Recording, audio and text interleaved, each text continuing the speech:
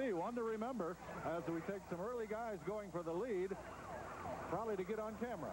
Yeah, the crowd has made, they start oohing and aahing as that pelting rain that just made a downpour on the runners just joined us at the broadcast location here at Channel 6, and the people just started oohing and aahing. And this reminds me of the start of the Crescent City Classic down in New Orleans when the rain was very much like this. At the time, I referred to it as biblical.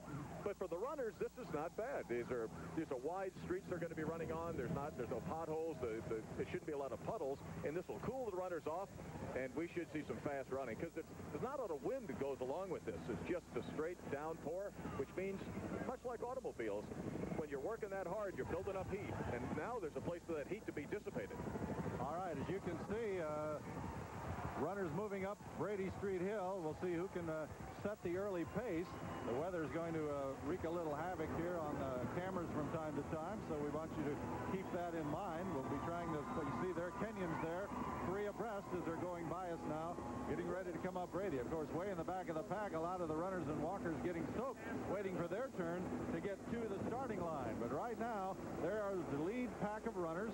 Several of the runners want to go out and set an early pace. There's a couple rabbits in the field that want to try and get to that first mile, but we'll try and keep you posted. Number 1 will be Ken Martin. Number 3, Joseph Enzao. Steve Kogo is wearing number 4 today. Sammy Lele will have number 7 when we get camera range to see him.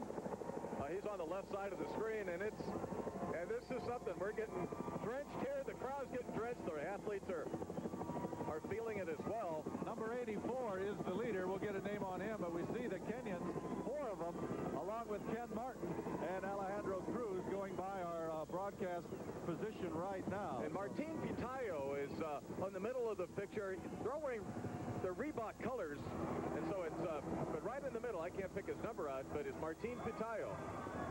And he is a Mexican who has just run spectacularly over in Europe. Didn't make the Mexican 10,000-meter Olympic team, but he has been running magnificently in Europe, and he can get these Kenyans a go. But they run as a team, they help one another, and the littlest man in that crowd is Sammy Lele, who's the favorite in the competition today. And already, as we are no more than 2 minutes and 40 seconds into the race, he's wearing number 7, is Sammy Lele. Number 11 is Godfrey Kiprotich. He's in there. 27, Sammy Niangachi, who ran the Boston Marathon. He faded badly after being with the leaders through 18 miles. But again, number 9 is also in there. That's Korea. I mean, they're all these Kenyans plus Martin Pitayo. Pitayo from Mexico wearing number 15. As the runners there, you see the big masses making their way up Brady Street Hill. The first part of this race, 1 mile, a steady climb uphill. You don't want to burn yourself out too far. Of course, a lot of these runners have run it for several years. They know better than to come out. Number 1, with the traffic, you're not going to go too far anyway. So you want to get up that hill, and then you can kind of set your running clock, as it were, as we continue to get drenched here pretty good at our broadcast. There you see the Kenyans running abreast. How does that Sandu Rebenik? I mean, is that Sandu in the back with the purple shorts? We're trying to pick him out. He could well be that he's doing it. Alejandro Cruz, a Mexican, on the left side of the screen. He was 3rd here last year. He has been running against these Kenyans on the tour throughout the summer. He was 3rd at the Cascade Runoff 15K. And he knows he wants to stay with him. He doesn't want him to get down here to Williger Hill. So we don't have a lot of time going down Brady Street at the end of the competition, but there is a steep decline. Therefore, if you're going to be, you got to be near Lele in order to catch him. You can't let him get too far ahead. That's why they're going to go and give everything they got in his first couple of miles. There you see many of the camera-shy runners going by as they have turned on to Kirkwood now. They made the first turn, so they're up the hill. They've made that first mile, and now they're making the turn down Kirkwood Boulevard. Last year, Bill Reisnider took out the first mile in 4 minutes, 54-second pace. We are not yet at 4 minutes, and right now, just 4:53 we're passing now. They've already, we don't have the exact split, but they're well on. So a great opening run then. Well, it's classic Kenyan tactics. Steve Kogo, who is one of the American-based Kenyans, he was a Fairleigh Dickinson graduate out of New Jersey. He had a great quote in the Times this morning. He said, a lot of times when you get great runners together, it's a tactical race, a waiting race.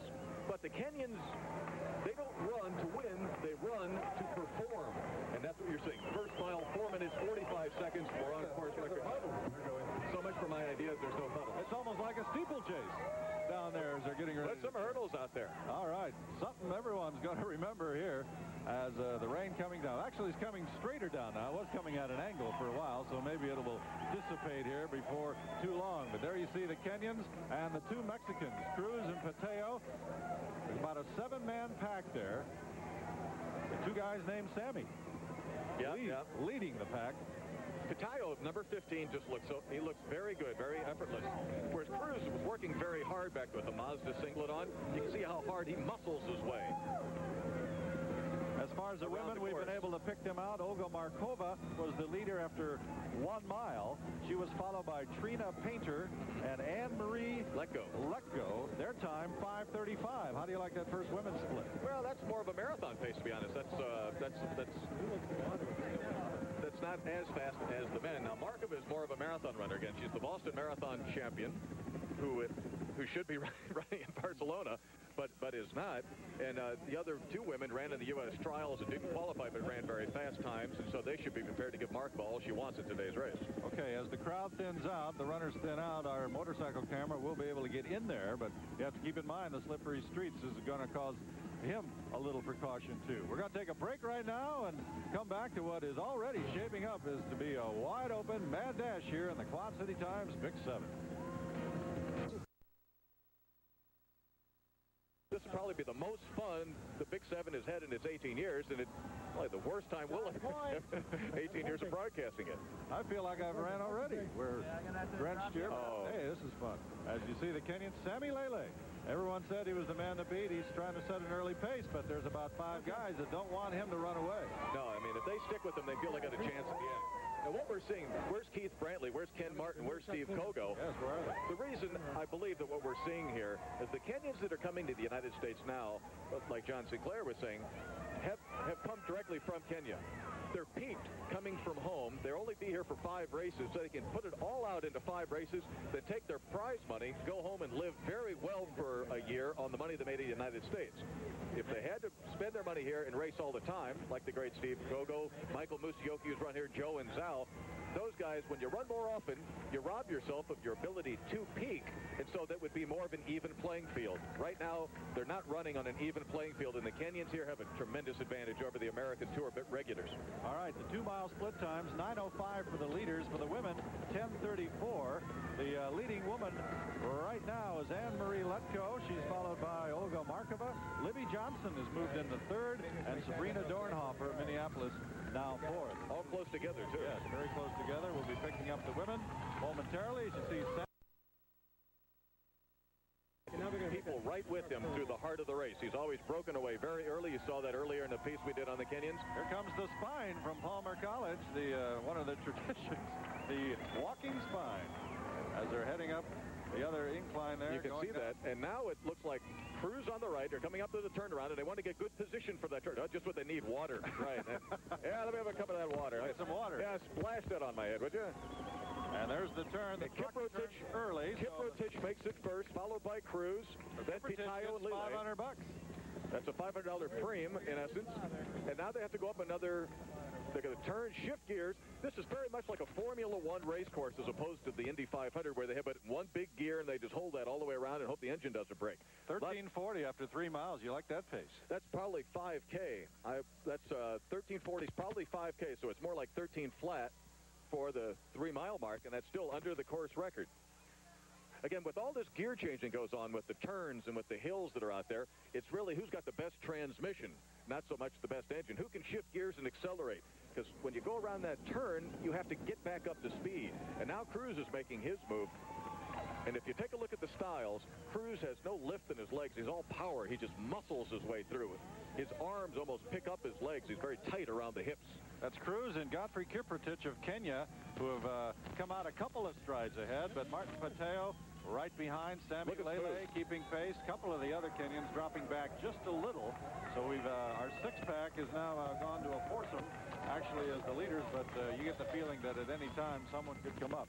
Still haven't seen much of Ken Martin, the defending champion. We're not going to. And the women right now, Anne-Marie Letko is our leader. Olga Markova is running 2nd. Libby Johnson from the U.S. and Sabrina Dornhofer, another American, running 3rd and 4th. So keep in mind the top 10 places. The game's been called off. The River Bandits staff is here in uniform. We understand the Arsenal has a big contingent running. They're running in platoon. We may be able to pick them up. Only now, Tom, is the final walkers just passed us. It took 17 minutes for the final walkers for the entire field to clear our location. There, as you see, Cruz. And Lile's hanging on. It looks like Lile's a little bit vulnerable at this point. And Kiprotich and Cruz. And Pitayo, the two Mexicans, it's 2-on-2 now. It's always been in the past that the Kenyans would overwhelm another contingent. And they would run as a team against whoever else was in the race. Well, right now here at the Big 7, what we have is 2-on-2. And so it's an even playing field amongst the Kenyans and the Mexicans. And the Mexicans are now 1 and 2. All right, last year we had 3-on-3. This year we have 4-on-4. Should be a great race as they hit the 4-mile mark at 18:28. We're going to be back, which should be a great finish here to the Quad City Times Big 7. Stay with us.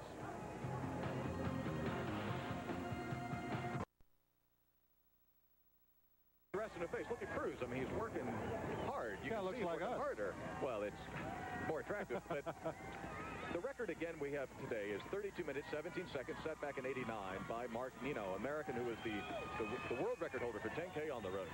The women's record is, what, 36-35, set by Erin Baker, and also 1989, which is obviously a good weather year. The finish line was straight down Brady, straight into the river, so they didn't have to turn. So keep that in mind. So a record here today would be even more impressive. The last splits we had them about 9 or 10 seconds under course record pace on the men's side as Cruz now goes to the front. And the men, it's been somewhat tactical in the sense that we saw Cruz busting it up early right after the turnaround. Lele did the early front running. Kiprotich has also done his fair share. So Cruz is the guy that seems to be holding on most. And as we saw from last year's competition, Cruz does not have a finishing kick. It's incumbent upon Cruz, if he is to win this race, to get away from these other men. Of course, last year he took the wide berth, too, coming down the hill. Our 5-mile split time for the men, 23:08. The women at 4 miles were 21:16. So pretty good pace there. As you see, Lele. It was a 440 fifth mile, and that was uphill. Coming back up Kirkwood. The runners, as you see, going by, being applauded and cheered by the mass of the big field coming down the other way. So always quite a sight here as the runners get to see the leaders coming back the other way. 1984, we had 3 men coming to the finish for a sprint. Last year, same thing, 3 men, including Cruz, one of the 4 today. Today at Bix, it's a 4-man, and it looks like they're going to take it all the way to the wire, and it will come down to some sort of a sprint. Because if you can hang on with the pace to this point, you probably have enough, especially coming down Brady Street, to relax. And these guys are now starting to look for position for that last kick on 4th. Well, they're coming up that last gradual incline, coming back up Kirkwood as they come down from McClellan. So there's some sneaky hills in here, and you've got to stay close all on the incline. Pitayo on the left looks fantastic, and he has some speed, and he's got so much confidence coming off that fast 10,000 in Europe.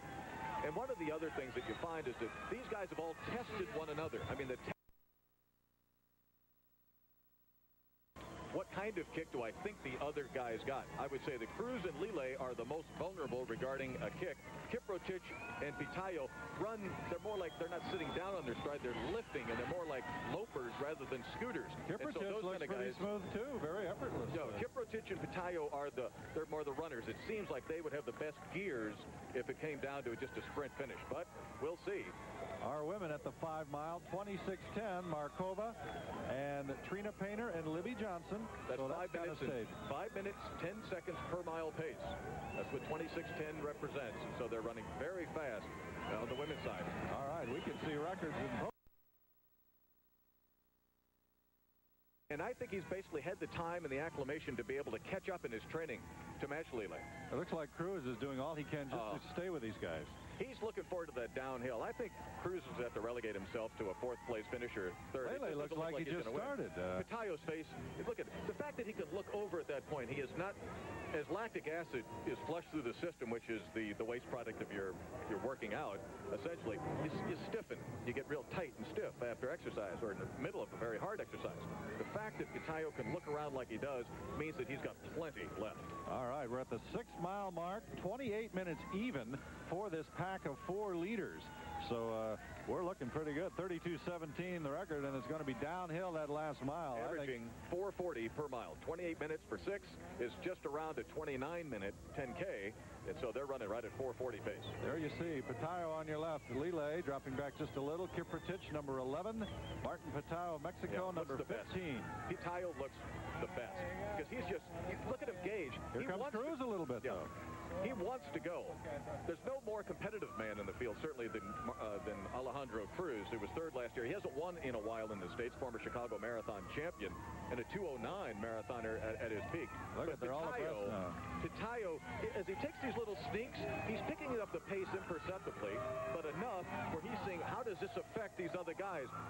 He's not really going all out as they're coming back down Brady. He's testing what these little moves do, so when he really wants to put the big push on, he'll know exactly that no one can go with him. So Pitayo's the man right now who is setting the agenda as they come back through our broadcast location. Now we're just starting the downhill run, just starting it going downhill, and we're going to see Cruz and Pitayo, Lele and Kiprotich.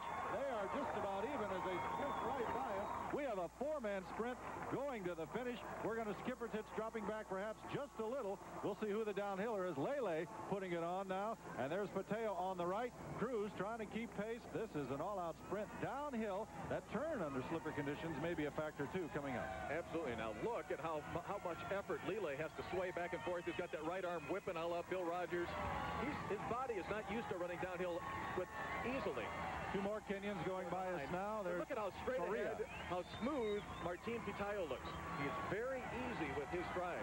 Cruz is all hips and muscles and legs and pulling and pushing, and Nyanguchi's a little bit out of it right now. Mark Planches just went by as we saw him go. But here's the leader, Sammy Lele, inching just ahead of Martin Pitayo. Keith Brantley just going by. So he's going to be trying to fight for a top 10 finish along with Tom Ansberry. But it's Lele, Pitayo, Cruz, Kiprotich trying to keep pace. There's your top four runners as they head under the railroad viaduct. And we're getting very close. 32:17. Keep in mind the record. 1 minute from the course record time. And you can see that Cruz digs down and tries to find another gear, trying to match with Pitayo and Lele. Lele has got that look of fatigue and pain just wiped all over his face. And Pitayo makes the turn first.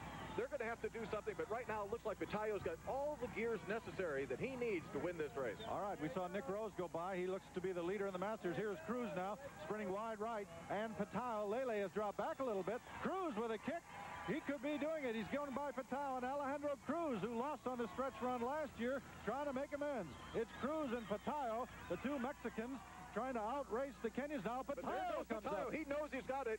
Pitayo sees that he's got it. And look at the face on Cruz as Pitayo's putting on a great finishing kick. Keep in mind, 32. The two Mexicans. 17 is our time. 32-17 the record. They're heading toward the chute. Pitayo and Cruz just about shoulder to shoulder, but Pitayo has inched him just a little bit. What a finish we're having here. The 18's running, and the quad 2 times. Here comes Cruz trying to pass Pitayo on the inside. We've got a horse race going on. Through the puddles, and it's going to be Alejandro Cruz, the winner in 32-21. Martin Pitayo right behind. Here comes Kiprotich. Got Kiprotich coming in for third, and Sammy Lele taking fourth. Wow, what a finish by the men. And as far as the women are concerned, we have Trina Painter and Libby Johnson leading there. They'll be coming by us momentarily.